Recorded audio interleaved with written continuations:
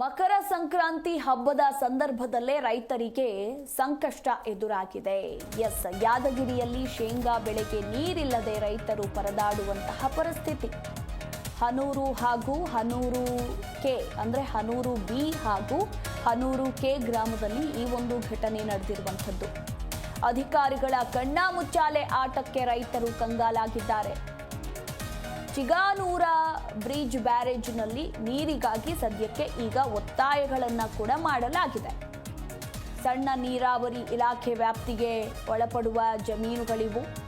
ಇನ್ನು ಭೀಮಾ ನದಿಗೆ ನಿರ್ಮಿಸಿದ ಚಿಗಾನೂರ ಬ್ರಿಡ್ಜ್ ಬ್ಯಾರೇಜ್ನಿಂದ ನೀರು ಬಿಡುಗಡೆಗೆ ಒತ್ತಾಯಗಳನ್ನು ಕೂಡ ರೈತರು ಮಾಡಿದ್ದಾರೆ.